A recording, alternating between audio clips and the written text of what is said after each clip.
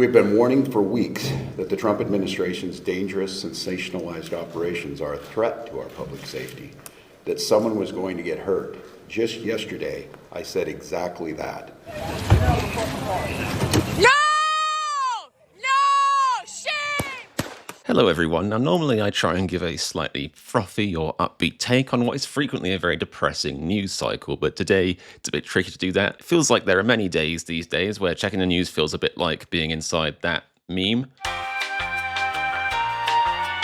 So we're going to get into some of the Democrat backlash to this, what Democratic politicians have been saying about it, as you might expect from our channel. Really contentious events that divide the nation should be approached with care and dignity and professionalism, which unfortunately isn't the type of leadership we're seeing these days. So yes, let's dive into it. Check out this clip. This is CNN Breaking News. And welcome to The Lead. I'm Jake Tapper, and we're going to start with breaking news on our national lead. At this hour, crowds are gathering in South Minneapolis after an Immigration and Customs Enforcement, or ICE, officer shot and killed a 37-year-old woman in her car as Trump officials and Minnesota officials clash on what exactly unfolded this morning. But before we lay out what the Trump administration is claiming, we want to actually show you and walk you through the actual video. I want to warn viewers that this video is hard to watch. You're also going to hear some shouting and profanity from witnesses.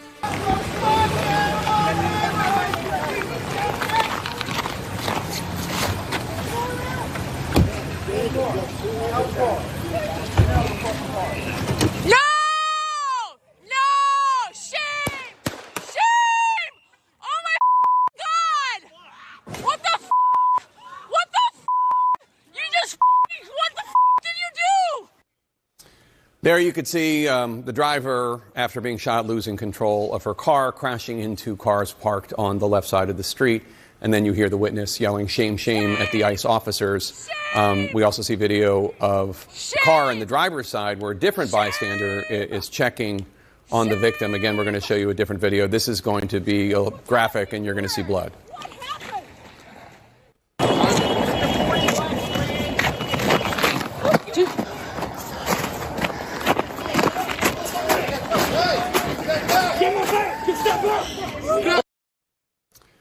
So, that's what happened. Here is what the Trump administration is saying.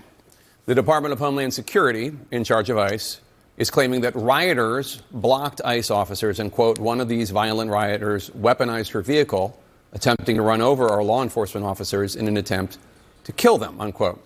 And here is the Secretary of the Department of Homeland Security, Kristi Noem, this afternoon. It was an act of domestic terrorism. And luckily, as we know, you can always trust somebody in a cowboy hat. What happened was our ICE officers were out in an enforcement action. They got stuck in the snow because of the adverse weather that is in Minneapolis. They were attempting to push out their vehicle, and a woman attacked them and those surrounding them and attempted to run them over and ram them with her vehicle. Now, call me crazy, but there's no correlation between what she said and the video we just watched. Like, there's no, there's definitely, I want to be fair and objective here. I will talk about this video later. I will analyze it. I'll show you some frame grabs, different angles as well. I think it's only reasonable, if you care about being a good person, to be fair and objective. Objectively, this is not a fair and objective thing of what she happened. She implies this woman was trying to attack multiple people. At most, you can claim her car put one person at risk, not multiple people. It wasn't an attack. She was driving away, but let's get into this. Officer of ours acted quickly and defensively shot to protect himself and the people around him. Because the best defense is a good offense. America. Defensively shot to protect himself and the people around him. And my understanding is that she was hit and is deceased. We're continuing to gather more information, but this goes to show the assaults that our ICE officers and our law enforcement are under every single day. Look at this guy nodding in the background while she says that. The only thing he's ever been at risk of is a buy one, get one free offer from Ben & Jerry's. I love it when, I think it's very important our politicians should wear something that covers their eyes so we can really know they're being truthful to us. Obviously do not know what the pending investigations will reveal about this shooting, but to anyone with eyes, it's clear that Secretary Noem's description is abjectly false. So I just want to say, I have not seen this clip before. I like to be raw and fresh and off the cuff sometimes. Haven't seen this clip before, then yeah, what he said, what I said, There's a version of this which maybe, and I'll go into this later, maybe you could defend the officer's actions, or maybe you could try and take the officer's side or try and justify it. But it's not the one she said. That version is a batshit chicken house reality version. It didn't happen. Echoed Noam. He posted on Truth Social, quote, "The woman driving the car was very disorderly, obstructing and resisting, who then violently, willfully, and viciously ran over the ICE officer, who seems to have shot her in self-defense," unquote. And President Trump included a version of this video. Yeah, so let's get into that Trump post, because if there's one thing you can trust Trump to do is to give out, a non-emotionally charged and objective, fair, rational idea of events that calms people down and, is bipartisan for the people. So let's see what he said. "I have just viewed the clip of the event which took place in Minneapolis, Minnesota. It is a horrible thing to watch." Now this, up to that point, I think everyone could be in agreement with him. Now this is where it starts to go off the rails and slips into an alternate reality. "The woman screaming was obviously a professional agitator." I'm not even sure what a professional agitator means, but, okay. But I think it's great that the Don't Tread on Me party can stand behind this man saying that anybody who yells at a cop is a professional agitator. Yeah, don't tread on me. Oh, tread on me fucking harder, daddy. And the woman driving the car was very disorderly, obstructing and resisting, who then violently, willfully, and viciously ran over the ICE officer, who seems to have shot her in self-defense. Now, call me insane, but, words have meaning, and the meaning of words matters. It's the thing we base a whole language around. Language is based around the exchange of noble and true ideas. Otherwise, there was no point in us ever learning out how to grunt at another caveman to say, "Pass me that rock." So let's just remind ourselves of what the word run over means, shall we? Okay, run over. Phrasal verb of run. Of a vehicle, to knock a person or animal down. Okay, interesting, that didn't happen. And pass over their body. Yep, that didn't happen at all. Okay, Cambridge Dictionary. What does the expression run over mean?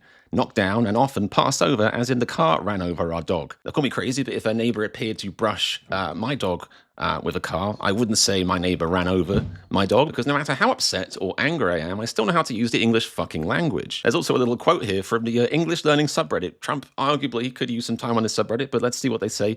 Someone's saying, "Could you explain it?" Asking about the phrase run over, and the person responds, "Got ran over means that he was in a terrible accident with a vehicle.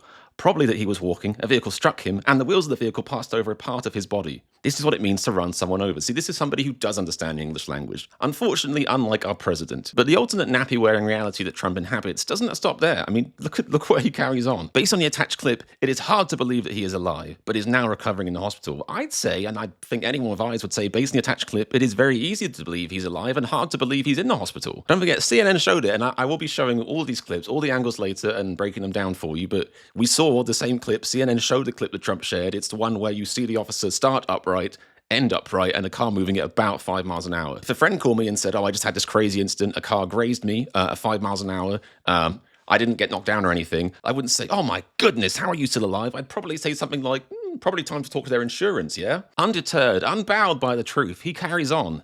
"The situation is being studied in its entirety." I mean, the only thing Trump's ever studied in its entirety is a bowl of pudding. But the reason these incidents are happening is because the radical left is threatening, assaulting, and targeting our law enforcement officers and ICE agents on a daily basis. I find it interesting that he's made a distinction there. I mean, a big part of the recent debate, shall we say, about this is whether or not these new ICE officers, I mean, many of whom are minted with no training, given a fat bonus, and then basically given, guns and then the right to go crazy on the public streets, whether or not they're actually trained, if we should really respect them as law officers, if they should be IDing themselves. I'd say he's making a far left communist argument himself there, separating these ICE agents from the category of law officers. Anyway, they are just trying to do the job of making America safe. It's so, I mean, those people in Minneapolis must be so relieved that one of their neighbors is now dead. Thank good, like that is a safe neighborhood now. Because you know what people in Europe wish they had more of? People being shot in the street by police. I feel so unsafe when I go back to Europe to visit. I'm like, where are all the bodies? We need to stand by and protect our law enforcement officers from this radical left movement of violence and hate. President Donald J. Trump, in case you forgot which fucking idiot was talking. It's amazing that anyone really, could watch a clip where you have somebody who tries to drive away in their car, and you could argue maybe a bit recklessly, but they're very clearly driving away, and somebody who pulls a gun out and kills the other person and say the person in the car was the violent one. Anyway, it's not just CNN calling out Trump for spewing out more of his vile green diarrhea, something he spews out from both ends. But thankfully, to inject a little bit of sanity into the conversation, a lot of top Democrats are now calling this out too. So let's check out what they're saying. So the House Minority Leader Hakeem Jeffries made this Twitter post. Check this out. "Kristi Noem is a stone-cold liar who has zero credibility." See, now this is what you call objective, intangible reporting. There is nothing to suggest the shooting of an unarmed woman in Minneapolis was justified. This heinous killing must be criminally investigated to the full extent of the law.